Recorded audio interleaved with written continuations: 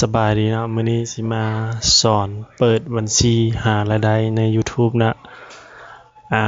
บัญชี Google เฮาเนาะก่อนอื่นเฮาต้องมีบัญชี Google เนาะแล้วไปล็อกอินอยู่ YouTube มาเบิ่งขั้นตอนกันเลยเนาะเข้าในช่องรายชื่อวางด้านขวาเนาะรายชื่อในช่อง YouTube เฮานะกดที่ Creator Studio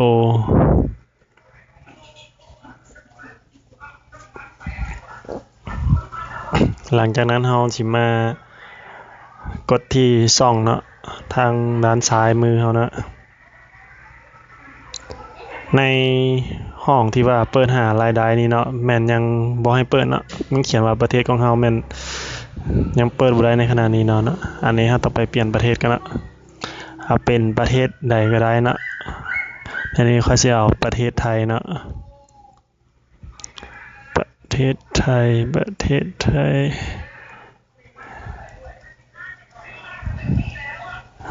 ศกันนะ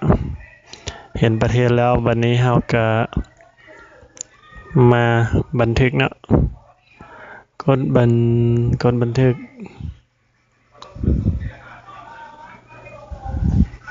หลังจากนั้นเรากลับมาส่องคือเก่าเนาะวางทวิตเนาะเขากินนี้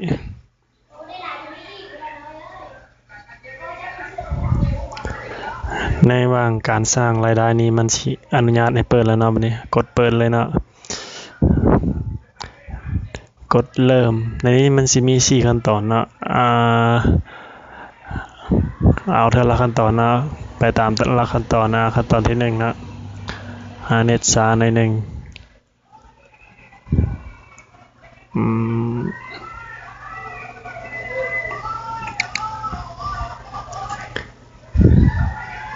กดเริ่มใหม่นะ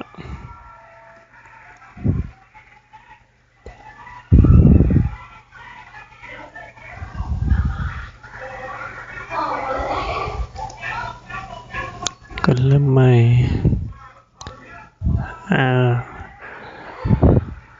สมัครความสร้างรายได้เนาะข้อที่1เนาะเริ่มต้น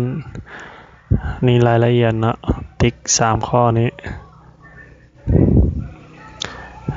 ยอมรับ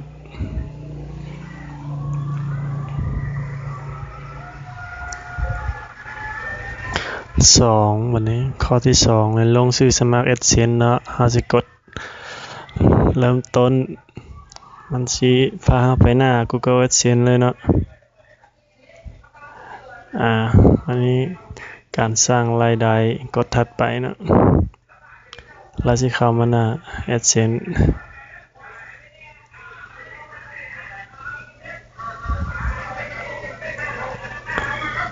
ในนี้กรณีเฮามีบัญชีแล้วเนาะอันนี้สิเริ่มใหม่เลยเนาะ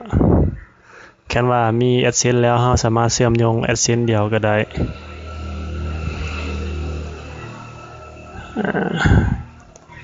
เลือกครับข้อมูลเลือกประเทศ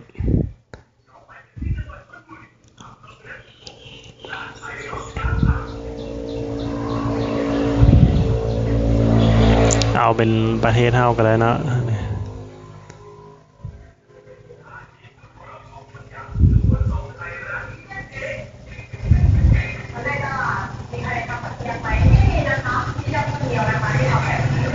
ประเทศลาว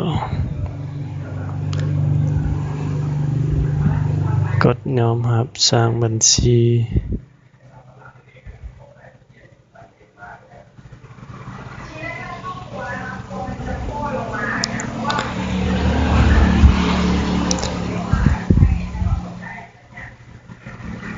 เริ่มใช้งานเนาะบัดนี้สิเข้ามารายละเอียดที่อยู่และการชำระเงินเนาะในนี้เราต้องใช้ชื่อแท้ที่อยู่แท้เนาะบ่อนใช้เลขบัญชีแล้วล่ะเราได้ตัวใช้เลขบัญชีเนี่ย Google ยอมรับเราก่อนเนาะแล้วสิมีบ่อนให้ใช้เนาะประมาณว่าเราได้10เหรียญแล้ว Google สิส่งรหัสมาให้เนาะแล้วครบ100เหรียญแล้วเรา พิ่นสิส่งให้เฮาป้อนบัญชีใช่เนาะบัญชีธนาคารเนาะแต่เอาข้อนี้ให้ผ่านก่อนเนาะยังมาใส่ที่อยู่เลยเนาะที่อยู่นี่ต้องใส่ที่อยู่ของเฮาเนาะเพื่อสะดวกในการติดต่อเนาะ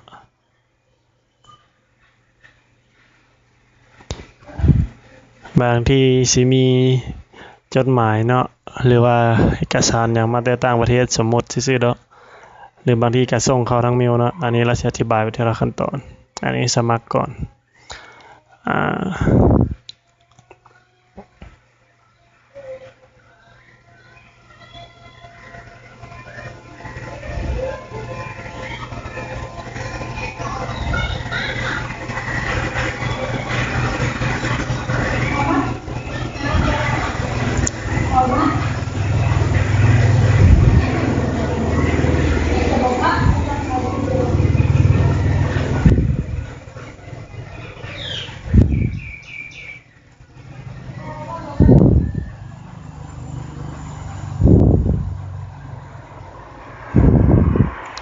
สำคัญว่าที่อยู่ต้องถูกเป๊ะๆเนาะ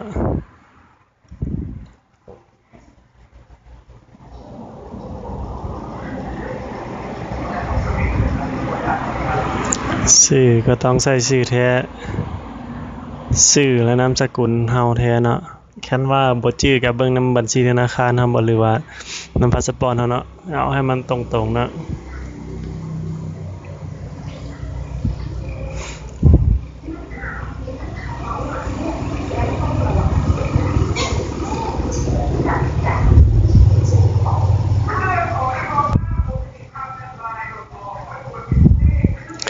รหัสไปรษณีย์แล้วใส่น้ำหลังเนาะเมือง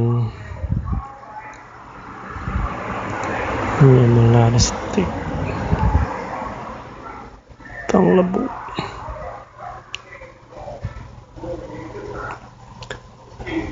เรียบร้อยเนาะบุคคลธรรมดาซึ่ง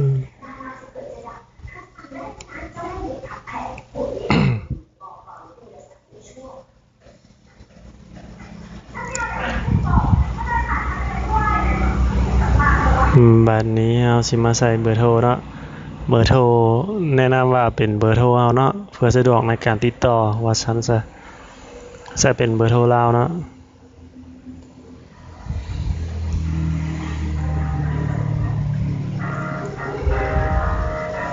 ส่งข้อความแล้วสิมีรหัสจากแอดเซนส่งมาหาเบอร์เฮาเนาะแล้วก็เชื่อมต่อเปลี่ยนเส้นทางถือว่าแล้วเนาะมาเนี่ยมานี้สิมาอันนี้ต้องถ้า Google ตอบรับนะประมาณ 1-7 วันว่าแอดเซนเฮาผ่านบ่ที่อยู่หรือว่าเอาง่ายๆก็เป็นอายุนำแล้วก็ที่อยู่นำหั่นล่ะแล้วสิมีข้อความต่อมาใน Gmail เนาะอันนี้ต้องเข้าไปกดเอาวันนี้ข้อ3เนาะข้อ3ล่ะการสร้างรายได้เนาะอันนี้การเปิดโฆษณาเนาะเพื่อหารายได้เนาะมันมี3ช่องทาง4ช่องทางเนาะอันนี้ผ่านก่อนแล้วเราจะมาเห็นตาเนาะมีแต่กดเปิดไปบันทึกบัดนี้ตัวที่4นี้ตัวสำคัญบ่ไหนก็คือถ้า Google จะรับเฮาก็ต้องผ่านในข้อที่4นี้ให้ได้ก่อนก็คือภายใน12 เดือนเนาะคลิปเฮาต้องให้ได้ 4,000 ชั่วโมงหรือว่ามีคนติดตาม 1,000 คนหรือว่ายอดวิวต้องให้ได้ประมาณหมื่นวิวนะต้องให้ได้2อย่างเว้ารวมๆกะสมมุติเฮามี10คลิปก็เอาเวลาใน10คลิปนั้นมารวมกันได้บ่ 4,000 ชั่วโมงหรือว่า100คลิปเนาะ100คลิปก็เอามารวมกันคือเก่าก็คือยอดวิวก็คือกันเฮาคันเอาลงหลายเท่าใดก็ยิ่งเป็นการดีเนาะแล้วก็ยอดวิวเฮาก็สิมารวมกันภายในนั้นมันสิผ่านนี่ไวหรือช้าก็ขึ้นกับฝีมือเฮาเนาะแต่ถ้าอยากให้ผ่านไวก็เฮาก็ต้องหมั่นอัพคลิปลงเนาะเพราะว่าเพื่อสิผ่านสมัครได้ก็คือสิยากเนาะมาต่อการอัปโหลดเลยอัปโหลดวิดีโอ เลือกสำคัญในการอัปโหลดนี้ก็ต้องระวังลิขสิทธิ์เนาะอันนี้แล้วสิพังมาอธิบายในวิดีโอหน้าเนาะข้อห้ามของ YouTube เนาะ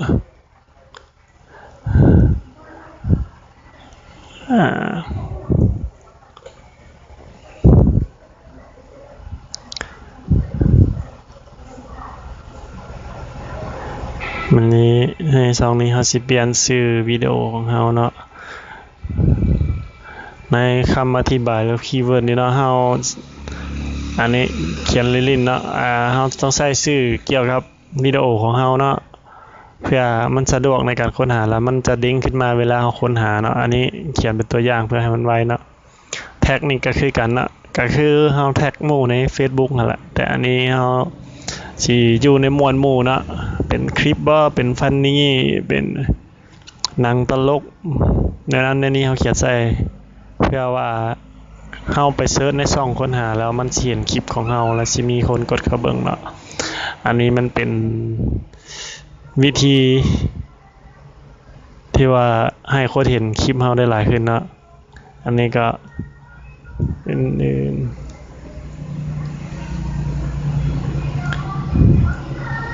บัดนี้ภาพย่อหน้าปกเรียกกำหนดภาพย่อนี่เนาะก็คือเวลาเฮาเห็น YouTube ฝ่ายบางคนเนาะเขาสิมีรูปแปลกๆเห็นหน้าปกเนาะแต่สำคัญว่าต้องให้ตรงปกซะคือเฮาเฮ็ดคลิปเกี่ยวกับหมาก็ต้องเอารูป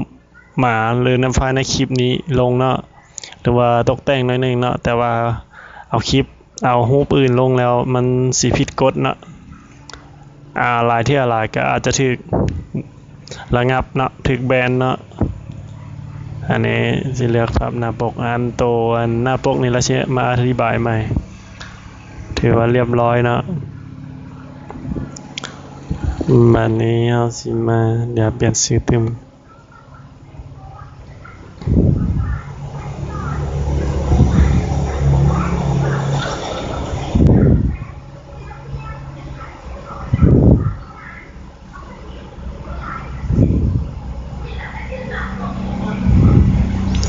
ตั้งค่าเนาะมาตั้งค่าในนี้เรื่องมวลหมู่เนาะบางคลิปก็เฮาสังเกตคลิปเฮามันมีหน่อยเนาะอันนี้เข้ามาอันนี้บ่ยากปานใดเนาะ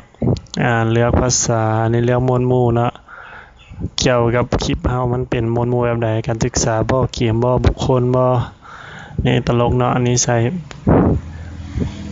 กดเผยแพร่มันนี่เนาะถือว่าเรียบร้อยในการอัพคลิปเวลาเฮายื่นบัตรสมัครผ่านเนาะมันสิบ่เป็นอันนี้เนาะมาต่อที่มาเบิ่งเงินวิธีการเบิ่งเงินเนาะเข้า Creator Studio เนาะเราสิเข้ามัน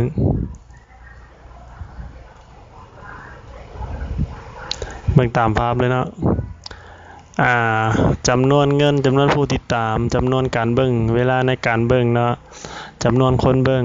แล้วถ้ามีคนกดเข้ามาแล้วมันสิเด้งขึ้นมาเนาะให้เห็นนะ